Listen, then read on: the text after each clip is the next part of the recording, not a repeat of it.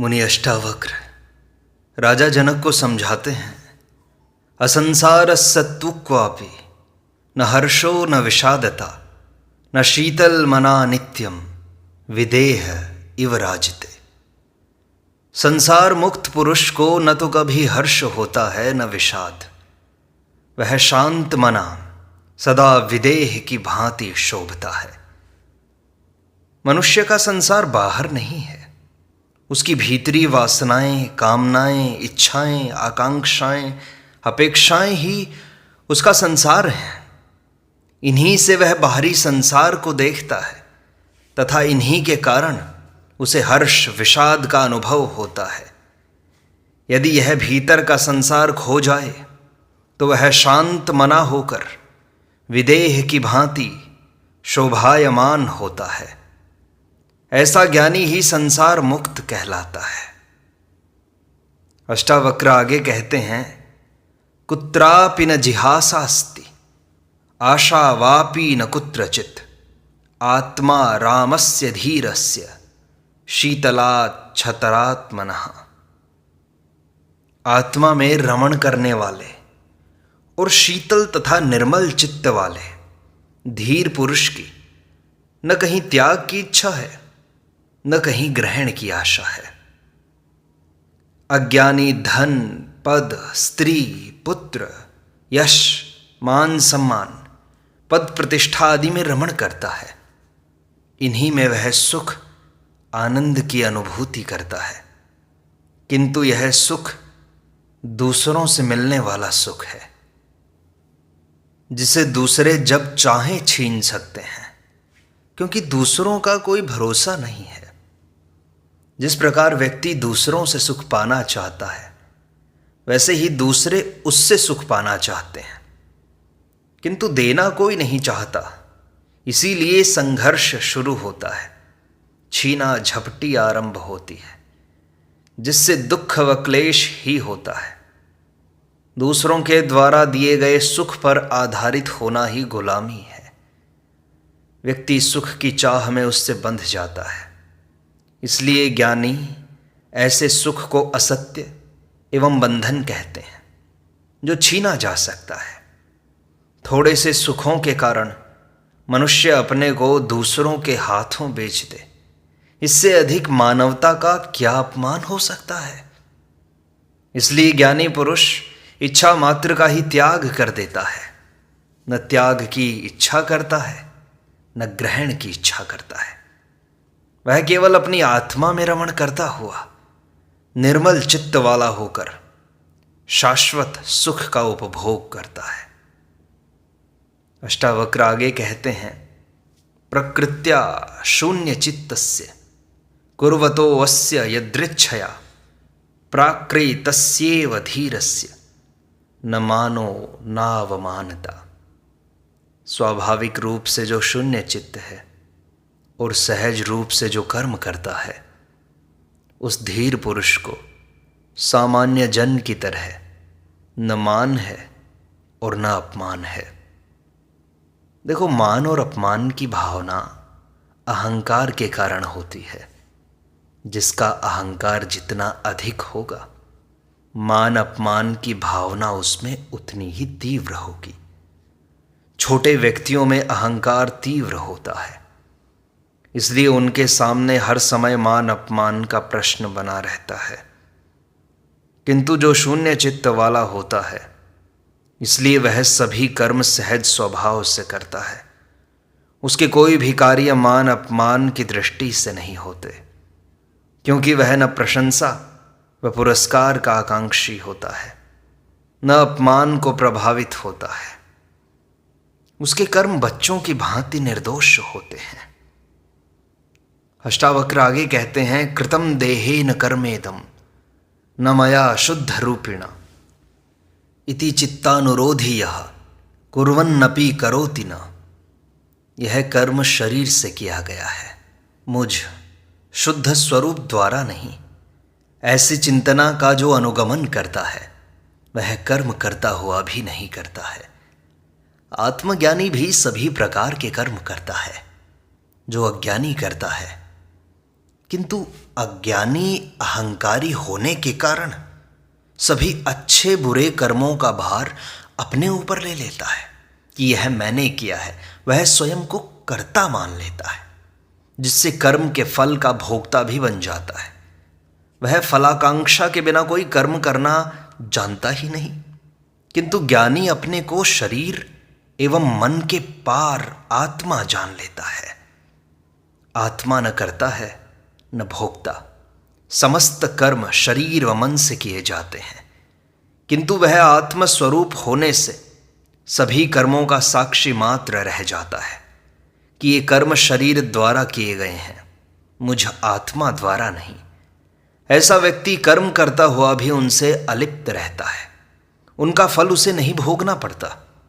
यदि अज्ञानी बुरे कर्म करके यह कहे कि ये शरीर ने किए हैं, मुझ आत्मा ने नहीं किए हैं, तो भी वह फल का भोगता होगा, क्योंकि उसमें वासना अहंकार विद्यमान है।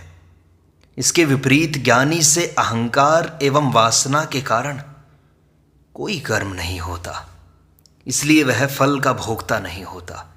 उसके सारे कर्म स्वभाव से ही होते हैं। अष्टावक्र आगे कहते हैं, अतद्वादीव कुरुते न भवेदपि वालिशः जीवन मुक्तः सुखी श्रीमान संसारन्नपि शोभते।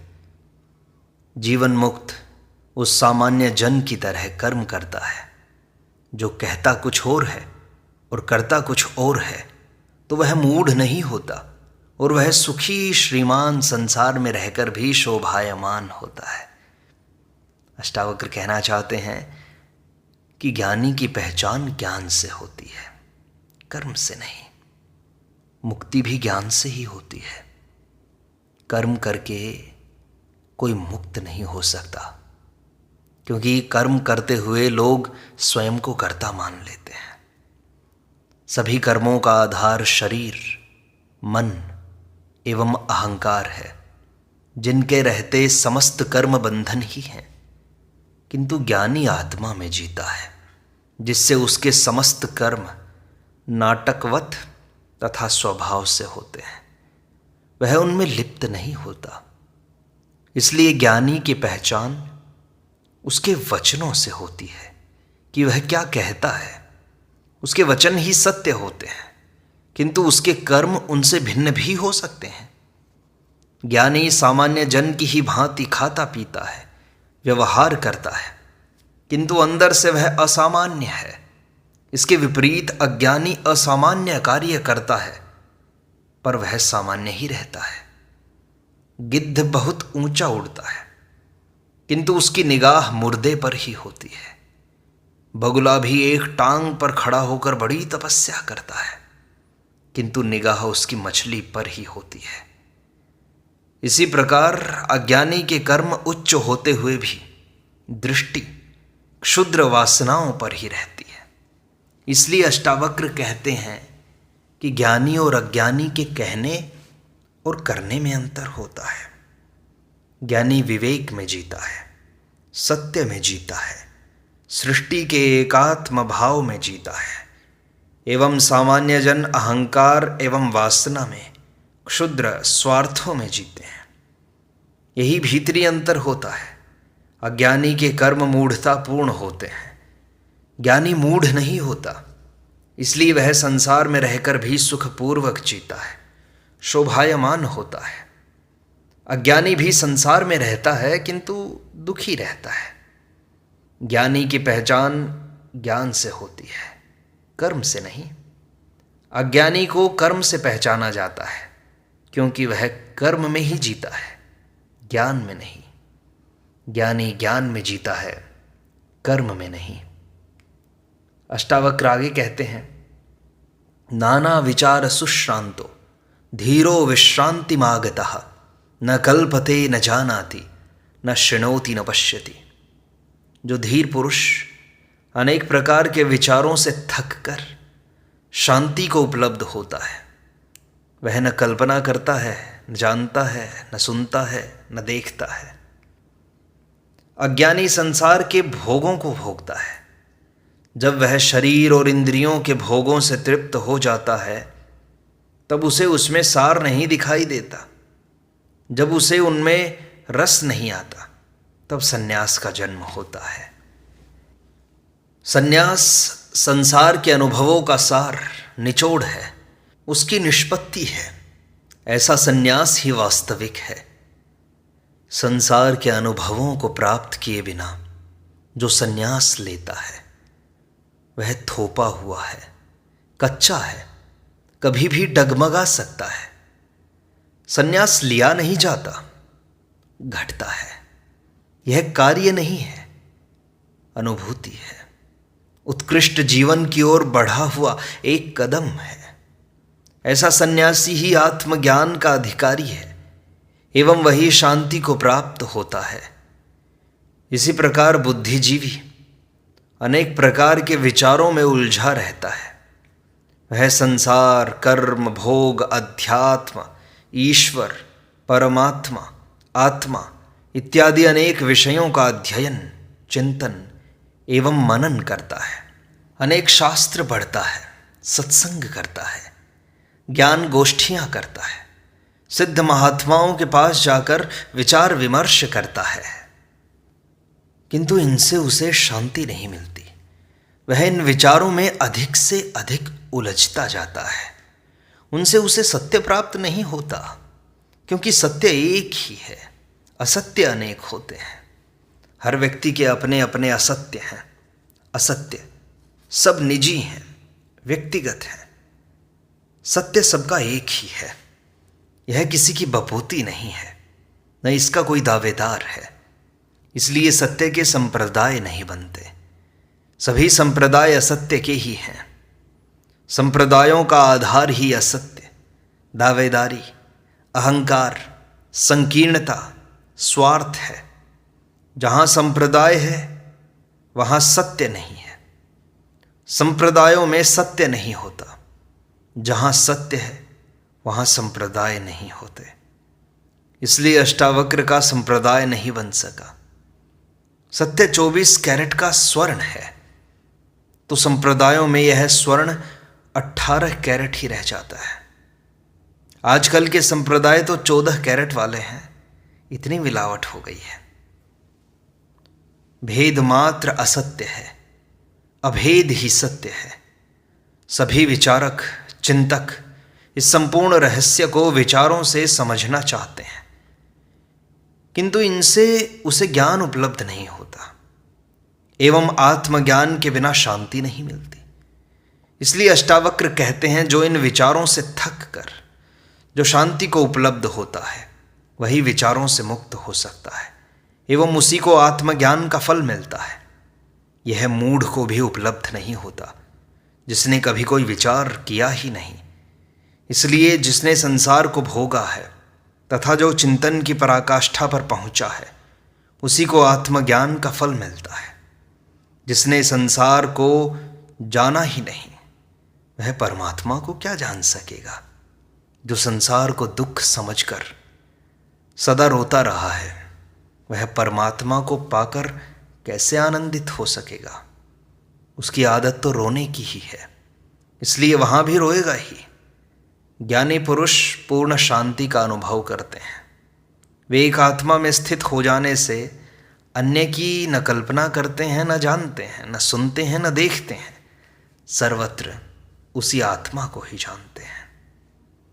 अष्टावक्र आगे कहते हैं, असमाधेर अविक्षेपान्न मुमुक्षुर न चेतरः निश्चिन्त्य कल्पितं पश्यन् ब्रह्मैवास्ते वास्ते महाशयः।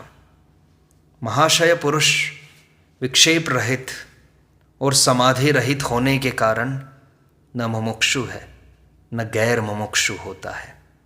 वह निश्चय पूर्वक संसार को कल्पित देखता ब्रह्मवत रहता है। चित्त की वृत्तियों से ही विक्षेप उत्पन्न होते हैं। यही विक्षेप अशांति का कारण होते हैं। चित्त की इन वृत्तियों को शांत करने के लिए समाधि का अनुष्ठान किया जाता है। ज्ञान प्राप्ति का मुमुक्षु ही चित्त की वृत्तियों के निरोध हेतु समाधि का सहारा लेता है, किंतु ज्ञानी की समस्त चित्त वृत्तियां शांत हो जाने से वह विक्षेप रहित है। उसे समाधि की आवश्यकता ही नहीं है। ऐसा ज्ञानी मुमुक्षु भी नहीं है, न ही गैर मुमुक्षु ही है, क्योंकि उसने वह सब पा लिया है जिसे पाने के लिए ये साधन किए जाते हैं। वह संसार को कल्पित देखता हुआ सदा ब्रह्मवत रहता है। अष्टावक्र आगे कहते हैं, यस्य अंतः स्याद अहंकारो न करोति करोति सः, निरहंकारः धीरेण न किंचिद अकृतम कृतम। जिसके अंतःकरण में अहंकार है वह कर्म नहीं करते हुए भी कर्म करता है, और अहंकार रहित धीर पुरुष कर्म करते हुए भी नहीं करता है। अहंकार ही मूल पाप है। इसी से मनुष्य अपने को परमात्मा से भिन्न मानता है। इसी से उसमें कर्तापन का भाव होता है। इसी कर्तापन के कारण वह कर्म फलों का भोगता होता है। यदि अहंकार मिट जाए तो वह कर्तापन से मुक्त हो जाता है। फिर वह सभी कर्मों को ईश्वरीय समझकर करेगा, अपने को निमित्त मात्र समझेगा। आत्मज्ञानी ही ऐसा समझता है कि ये कर्म शरीर द्वारा किए जा रहे हैं। मैं आत्मा हूँ, शरीर नहीं हूँ, इसलिए ये कर्म मुझसे नहीं हो रहे हैं। ऐसा ज्ञानी अहंकार रहित होने से कर्म करता हुआ भी नहीं करता है। वह उनके कर्मों का भोगता भी नहीं होता। इसके विपरीत अज्ञानी कर्म नहीं करता हुआ भी कर्म करता है, क्योंकि शरीर से किए जाने वाले कर्मों को रोककर भी उसके विचार तो चलते ही रहते हैं। योजना मन में बनती ही रहती है। सद असद वृत्तियों का ज्ञान उसमें विद्यमान है। अहंकार मौजूद है, जिससे उसके विचार भावनाएं ही बंधन बन जाती हैं। कर्म नहीं करने से उनका रेचन भी नहीं होता, इसलिए वह 24 घंटे कर्म नहीं करता हुआ भी कर्म करता है। मुक्ति के लिए कर्म छोड़ना नहीं है, बल्कि अहंकार छोड़ना है, कर्तापन छोड़ना है। तब संन्यास घटित होता है, तब कर्तापन का अभाव घटित होता है। अष्टावक्र आगे कहते हैं, नोद्विग्नम न च संतुष्टम अकर्तरी स्पंद वर्जितम निराशम गत संदेहम चित्तम मुक्तस्य राजते। अष्टावक्र कहते हैं, मुक्त पुरुष का उद्वेग रहित, संतोष रहित, कर्तव्य रहित, स्पंद रहित, आशा रहित, संदेह रहित चित्त ही शोभायमान है। मुक्त पुरुष का चित्त पूर्णतः शांत हो जाता है, सभी प्रकार के द्वंद्वों से रहित हो जाता है, जिससे वह उद्वेग रहित, संतोष रहित, कर्तव्य रहित, आशा रहित और संदेह रहित हो जाता है। अब उसके सारे कार्य निश्चित, विवेकपूर्ण एवं स्वभावानुकूल होते हैं। अहंकार एवं चित्त की वृत्तियों के आवेश में आकर वो कोई कर्म नहीं करता। वह सभी कार्य करता हुआ भी अलिप्त, अछूता रहता है। ऐसा ज्ञानी ही शोभायमान होता है। अष्टावक्र आगे कहते हैं, निर्ध्यातुम चेष्टितुम वापि यच्चित्तम प्रवर्तते निर्निमित्तम इदम किंतु निर्ध्यायति विचेष्टते। मुक्त पुरुष का चित्त ध्यान या चेष्टा में प्रवृत्त नहीं होता है, लेकिन वह निमित्त या हेतु के बिना ध्यान करता है और कर्म करता है।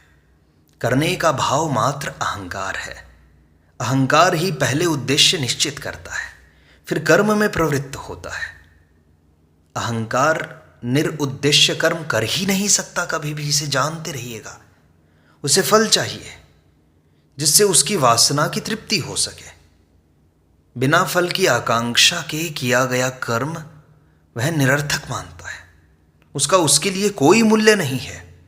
वह कहता है, जिस कर्म से पैसा न मिले, सुख न मिले, आनंद न मिले, वह भी कोई कर्म है। समय बर्बाद करना है।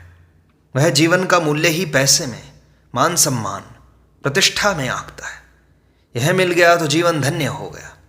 मरने पर यदि शव यात्रा में 1000 आदमी शामिल हो गए तो जीवन सफल। यदि अकेला मर गया तो कहता है वह कुत्ते की मौत मरा। यदि 5000 आदमियों का मृत्यु भोज हो गया तो कहते हैं स्वर्ग गया, अन्यथा कहता है वह शमशान में लौट रहा है। अज्ञानी ने अपने मूल्य बना लिए हैं। वह सबको इन्हीं मूल्यों से आंकता है। इसी प्रकार अज्ञानी सब चेष्टा से ही प्राप्त करना चाहता है। चेष्टा मात्र अहंकार के कारण होती है। जिसके पीछे उद्देश्य होता है, वह किसी निमित्त को ध्यान में रखकर ही चेष्टा करता है, बिना हेतु अथवा निमित्त में ध्यान भी नहीं करता। किंतु ज्ञानी पुरुष का चित्त किसी ध्यान या चेष्टा में प्रवृत्त नहीं होता, क्योंकि उसे फल की प्राप्ति की कोई इच्छा नहीं है। वह ध्यान भी करता है या कर्म भी करता है तो चेष्टा रहित, श्रम रहित, बिना किसी निमित्त या हेतु के स्वभाव से करता है। इस प्रकार अष्टावक्र गीता की व्याख्या का यह भाग यहीं संपूर्णता को प्राप्त होता है। शेष अगले अंक में।